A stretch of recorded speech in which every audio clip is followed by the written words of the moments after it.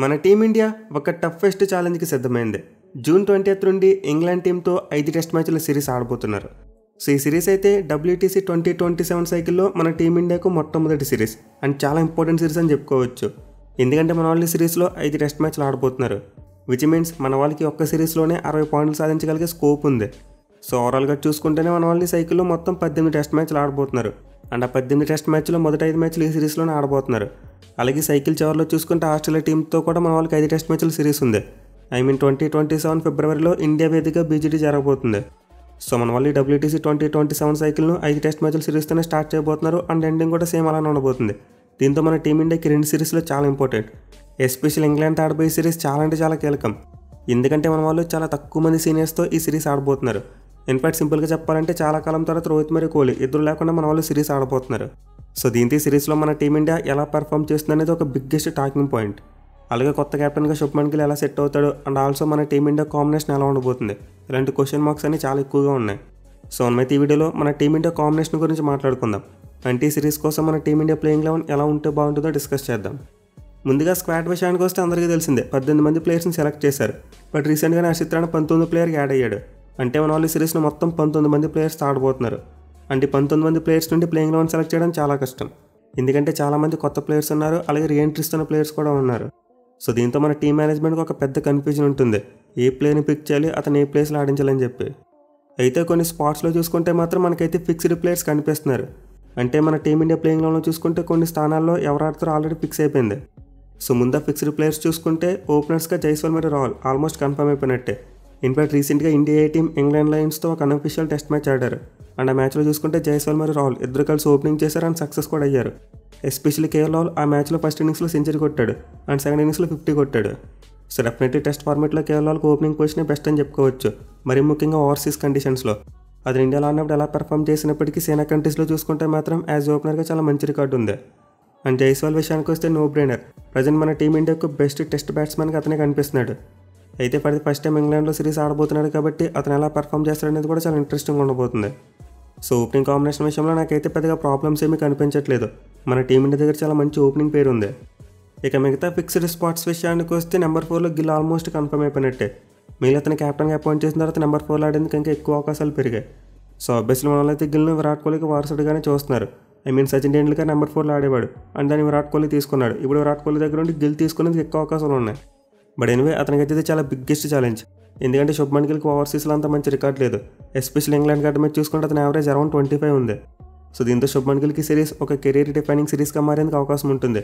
అంటే సిరీస్లో మంచిగా బ్యాటింగ్ చేసి కెప్టెన్గా కూడా రాణిస్తే అతని ఫ్యూచర్ వేరేలా ఉంటుంది. అలా కాకుండా అతని సిరీస్లో బ్యాట్తో పాటు కెప్టెన్గా కూడా ఫెయిల్ అయితే అతని టెస్ట్ కెరీర్ మళ్ళీ సందిగ్ధతలో పడిపోతుంది. సో ప్రజెంట్ మన టీమిండియా స్క్వాడ్లో ఉన్న ప్లేయర్స్లో చూసుకుంటే అందరికంటే ఎక్కువగా శుభ్మన్ గిల్కి సిరీస్ చాలా ఇంపార్టెంట్. ఇక నెంబర్ 5 స్పాట్ విషయానికి వస్తే పెద్దగా కన్ఫ్యూజన్ ఏమీ లేదు. రిషబ్ పంత్ ఆడబోతున్నాడు అండ్ టెస్ట్ ఫార్మాట్లో అతనికి పేరు పెట్టవలసిన అవసరమే లేదు. ఈవెన్ IPL ఫెయిల్ అయినప్పటికీ టెస్ట్ ఫార్మాట్లో అతను ఒక బీస్ట్. బట్ ఎనివే రీసెంట్గా చూసుకుంటే BGTలో మాత్రం పంత్ బ్యాట్ నుంచి ఎక్కువ రన్స్ రాలేదు. దీంతో సిరీస్లో అతను గట్టిగా కంబ్యాక్ చేస్తే బాగుంటుంది. అంటే ఎక్కువ రన్స్ కొడితే చూడాలని ఉంది. చూడాలి మరి పంత్ ఈ సిరీస్లో ఎలా షైన్ అవుతాడు అనేది. సో మన టీమిండియాకి బ్యాటింగ్లో చూసుకుంటే టాప్ 5లో 4 స్పాట్స్ ఫిక్స్ అయిపోయినట్టు కనిపిస్తున్నాయి. ఇంకా మిగిలిన ఒక spot number 3 spot. So present ఈ స్పాట్కి అయితే చాలా హెవీ కాంపిటీషన్ ఉంది. ఆల్మోస్ట్ 3 ప్లేయర్స్ పోటీ పడుతున్నారు, సాయి సుదర్శన్, అభిమన్యేశ్వరన్ అండ్ కరుణ్ నాయర్. సో ఈ ముగ్గురు ఎవరో ఒకరికి నెంబర్ 3 ఆడేందుకు అవకాశం దొరుకుతుంది. మోస్ట్లీ నేనైతే కరుణ్ నాయర్కి అవకాశం ఇస్తారేమో అనుకుంటున్నా. ఎందుకంటే రీసెంట్గా తన డొమెస్టిక్లో అద్భుతంగా రాణించాడు. At the same time England Lions జరిగిన అన్అఫీషియల్ టెస్ట్ మ్యాచ్లో ఒక డబుల్ సెంచరీ కూడా కొట్టాడు. So present Karun Nayar form అయితే అద్భుతంగా ఉంది. దీంతో అతను 1 డౌన్ ఆడిస్తే బాగుంటుంది. బట్ మన టీమిండియాకి మిడిల్ ఆర్డర్లో కూడా ఒక బ్యాట్స్మెన్ స్పాట్ వేకెంట్గా కనిపిస్తుంది. అంటే మన వాళ్ళు కావాలనుకుంటే నెంబర్ 6లో కూడా ఒక స్పెషలిస్ట్ బ్యాట్స్మెన్ ఆడించుకోవచ్చు. అంటే ఈ కేసులో చూసుకుంటే మన వాళ్ళు నెంబర్ 3లో సుదర్శన్ ఆడించి నెంబర్ 6లో కరుణ్ నాయర్ని ఆడించుకోవచ్చు. బట్ ఇలా చేస్తే మన టీమిండియాకి వచ్చే ప్రాబ్లమ్స్ నితీష్ కుమార్ రెడ్డి మరియు శార్దుల్ ఠాకూర్ ఇద్దరిలో ఒకరికి మాత్రమే ప్లేయింగ్ 11లో ఛాన్స్ ఉంటుంది. సో నెంబర్ 3 స్పాట్లో ఎవరు ఆడతారు అనేది కొంతవరకు మిడిల్ ఆర్డర్లో బ్యాట్స్మెన్ స్పాట్ మీద డిపెండ్ అయి ఉంటుంది. అంటే మన వాళ్ళు మిడిల్ ఆర్డర్లో ఒక స్పెషలిస్ట్ బ్యాట్స్మెన్ ఆడిద్దాం అనుకుంటే అప్పుడు సుదర్శన్ మరియు కరుణ్ నాయర్ ఇద్దరు కూడా ప్లేయింగ్ 11లో ఉంటారు. లేదు మాకు ఒక ఆల్రౌండ్ ఆప్షన్ ఎక్కువగా కావాలనుకుంటే అప్పుడు ఇద్దరిలో ఒకరికే ఛాన్స్ ఉంటుంది. సో నెంబర్ 3 స్పాట్లో సుదర్శన్ అయితే కరుణ్ నాయర్ ఇద్దరు ఎవరో ఒకరు ఆడొచ్చు. మరి అభిమన్యేశ్వరన్ సంగతి ఏంటంటే అతను మోస్ట్ లైక్లో ఒక బ్యాకప్ ఓపెనర్. అంటే రాహుల్ మరియు జైస్వాల్ ఇద్దరికి బ్యాకప్గా ఉంటాడు. ఇద్దరు ఎవరైనా ఇంజరీ అయితే అప్పుడు అతను ప్లేయింగ్ 11లోకి వచ్చే అవకాశం ఉంటుంది. ఇక మన బౌలింగ్ కాంబినేషన్ విషయానికి వస్తే ఆబ్వియస్లీ ఇద్దరు ప్లేయర్స్ ఫిక్స్డ్గా కనిపిస్తున్నారు. అండ్ అందులో ఒకరు రవీంద్ర జడేజా అయితే మరొకరు జస్ప్రీత్ బుమ్రా. సో ఇద్దరు సీనియర్ ప్లేయర్స్ కూడా ఖచ్చితంగా ప్లేయింగ్ 11లో ఉంటారు. మెయిన్లీ ఫస్ట్ టెస్ట్ మ్యాచ్లో ఖచ్చితంగా బుమ్రా ఆడతాడు. ఆ తర్వాత మిగతా మ్యాచ్ నుంచి రెస్ట్ తీసుకునే అవకాశం ఉంటుంది. అతను 5 టెస్ట్ మ్యాచ్లు ఆడటం 3 ఆడతారని చెప్పి న్యూస్ వస్తుంది. దీంతో బుమ్రా ఫస్ట్ టెస్ట్ మ్యాచ్లో ఆడతారా లేదని చెప్పి కొంతవరకు డౌట్స్ వస్తున్నాయి. బట్ ఖచ్చితంగా ఫస్ట్ టెస్ట్ మ్యాచ్లో బుమ్రా అయితే ఆడతాడు. ఇక జడేజా విషయానికి వస్తే నో బ్రెయినర్. ప్రజెంట్ వరల్డ్లోనే నెంబర్ 1 ఆల్రౌండర్. ఇన్ఫాక్ట్ దాదాపు 1200 రోజుల పాటు నెంబర్ 1 ఆల్రౌండర్గా ఉన్న ర్యాంకింగ్స్లో. సో మన టీమిండియా అయితే పొరపాటును కూడా జడేజాని పక్కన పెట్టకూడదు. ఎస్పెషల్లీ ప్రజెంట్ ఉన్న స్క్వాడ్లో చూసుకుంటే సీనియర్స్ చాలా తక్కువ మంది ఉన్నారు. దీంతో ఎక్స్పీరియన్స్ కోసమైనా సరే జడేజాని పెట్టుకోవాలి. పైగా లాస్ట్ టైం ఇంగ్లాండ్ టూర్కి వచ్చినప్పుడు చాలా మంచిగా బ్యాటింగ్ చేశాడు. ఒక 100 కూడా ఉన్నట్టుకుంది. సో నాలుగు జడేజాని అయితే ఎట్టి పరిస్థితులు కూడా ఆడించాలి. లేదు నేను గంభీర్ని, నాకు నా మాట విన్న యంగ్స్టర్సే కావాలి, సుందర్ని ఆడిస్తా అంటే ఏం చేయలేము ఇంక మనం. సో నా వరకు మన వాళ్ళు ప్లేయింగ్ లెవెల్ ఏకైక స్పిన్ ఆల్రౌండర్గా జడేజా ఆడితేనే బెటర్. ఇక మిగతా బౌలర్స్ గురించి మాట్లాడుకునే ముందు నెంబర్ 6 స్పాట్ గురించి కూడా కొంతవరకు డిస్కస్ చేసుకోవాలి. ఎందుకంటే మనం క్లారిటీగా చెప్పుకోలేదు. ఈ పొజిషన్ కోసం కాంపిటీషన్ ఉంది. నితీష్ కుమార్ రెడ్డి ఆడతాడా, లేకపోతే కరుణ్ నాయర్ ఆడతాడా, లేకపోతే ధ్రువజుల్ని ఆడిస్తారా, ఏది కూడా మనకు క్లారిటీ లేదు. సో ముందు చెప్పినట్టే మన వాళ్ళకి ఒక స్పెషలిస్ట్ బ్యాట్స్మెన్ కావాలనుకుంటే ఖచ్చితంగా కరుణ్ నాయర్ని ఆడిస్తారు. లేకపోతే ధ్రువజుల్ని కూడా ట్రై చేయొచ్చు. అతను కూడా అన్అఫీషియల్ టెస్ట్ మ్యాచెస్లో బాగానే ఆడాడు. బట్ ఇలా చేస్తే మనకి నెంబర్ 8లో ఎన్కేఆర్ లేదా షార్దుల్ ఠాకూర్ ఇద్దరిలో ఒకరిని మాత్రమే ఆడించుకోగలరు. మోస్ట్ లైక్లీ షార్దుల్ ఠాకూర్కి ప్లేయింగ్ లెవెల్లో చోటు దక్కేందుకు అవకాశం ఉంటుంది. ఇన్ఫాక్ట్ షార్దుల్ ఠాకూర్ సెలక్షన్ ఒక ఆటోమేటిక్ చాయిస్ అని చెప్పుకోవచ్చు. ఎందుకంటే నితీష్ కుమార్ రెడ్డితో కంపేర్ చేసుకుంటే షార్దుల్ ఠాకూర్ చాలా బెటర్ బౌలర్. పైగా అతను గోల్డెన్ ఆర్మ్ అని కూడా పిలుచుకుంటూ ఉంటాం. అండ్ ఇంకో ఇంపార్టెంట్ థింగ్ ఏంటంటే లాస్ట్ టైం మన వాళ్ళు ఇంగ్లాండ్ టూర్కి వచ్చినప్పుడు షార్దుల్ అద్భుతంగా రాణించాడు with the bat and with the ball కూడా. సో మన వాళ్ళు బీజీటీలో బ్యాటింగ్ డెత్ పెరగాలని చెప్పి నితీష్ కుమార్ రెడ్డిని ఆడించారు. అంటే 4 సీమ్ బౌలింగ్ ఆప్షన్ అంత జెన్యూన్ సీమ్ బౌలింగ్ ఆప్షన్ తీసుకోలేదు. దీనివల్ల బుమ్రా మీద ఎక్కువ వెయిట్ పడింది, అతను బ్రేక్ డౌన్ అయ్యాడు. కానీ ఈసారి చూసుకుంటే మాత్రం ఇంగ్లాండ్లో మన వాళ్ళు అలాంటి మిస్టేక్ చేయకపోవచ్చు. ఇన్ఫాక్ట్ దీనికోసమే షార్దుల్ ఠాకూర్ని మళ్ళీ తిరిగి తీసుకొచ్చారు వెనక్కి. సో డెఫినెట్లీ మన టీమిండియా ప్లేయింగ్ లెవెల్లో 3 మెయిన్ సీమ్ బౌలర్స్ ఉంటారు. అండ్ వీళ్ళతో పాటు 4 సీమ్ బౌలింగ్ ఆప్షన్గా షార్దుల్ ఠాకూర్ ఉంటాడు. అయితే నితీష్ కుమార్ రెడ్డిని పక్కన పెట్టడం కూడా అంత ఫెయిర్ కాల్ అయితే కాదు. ఎందుకంటే అతను కూడా చాలా మంచి ప్లేయర్. మళ్ళీ తన డెబ్యూ సిరీస్ అనే బీజీటీలో బాగా పర్ఫామ్ చేశాడు. సో మన వాళ్ళు అతను కావాలనుకుంటే ఒక స్పెషలిస్ట్ బ్యాట్స్మెన్గా కూడా ఆడించుకోవచ్చు. ఇన్ఫాక్ట్ మన హెడ్ కోచ్ గౌతమ్ గంభీర్ ఎక్కువగా ఆల్రౌండర్స్ని ప్రిఫర్ చేస్తాడు. అంటే టీంలో ఎంత వీలైతే అంత ఎక్కువగా బౌలింగ్ ఆప్షన్స్ పెట్టుకోవడానికి చూస్తాడు. సో ఈ పాయింట్ ఆఫ్ వ్యూలో చూసుకుంటే షార్దుల్ ఠాకూర్ మరియు నితీష్ కుమార్ రెడ్డి ఇద్దరు కూడా ప్లేయింగ్ లెవెల్లో ఉంటారేమో అనిపిస్తుంది అలాంగ్ విత్ జడేజా. సో తెలిసి మన టీమిండియా లోవర్ ఆర్డర్ చూసుకుంటే నెంబర్ 6లో నితీష్ కుమార్ రెడ్డి, నెంబర్ 7లో జడేజా, నెంబర్ 8లో షార్దుల్ ఠాకూర్. ఆర్ఎల్స్ జడేజా 6లో ఆడొచ్చు, ఎన్కేఆర్ 7లో కూడా ఆడొచ్చు. బట్ అలా కాకుండా ఎన్కేఆర్ ప్లేస్లో స్పెషలిస్ట్ బ్యాట్స్మెన్ ఆడించాలనుకుంటే, అంటే కరుణ్ నాయర్ని ఆడించాలనుకున్నా లేకపోతే ధ్రువజుల్ని ఆడించాలనుకున్నా ఖచ్చితంగా నెంబర్ 6లో ఆడతారు. జడేజా నెంబర్ 7లో ఆడతాడు. బట్ నాకైతే మన వాళ్ళు 3 ఆల్రౌండర్స్తోనే వెళ్తారనిపిస్తుంది. పైగా ప్రజెంట్ ఇంగ్లాండ్ బౌలింగ్తో కంపేర్ చేసుకుంటే బ్యాటింగే స్ట్రాంగ్గా ఉంది. విచ్ మీన్స్ మన టీమిండియా బౌలింగ్ యూనిట్లో ఎన్ని ఎక్కువ ఆప్షన్స్ ఉంటే అంత మంచిదే. అలాగే 5 పేస్ బౌలింగ్ ఆప్షన్స్ ఉండడం వల్ల బుమ్రా కూడా ఎక్కువ రెస్ట్ దొరికిద్ది.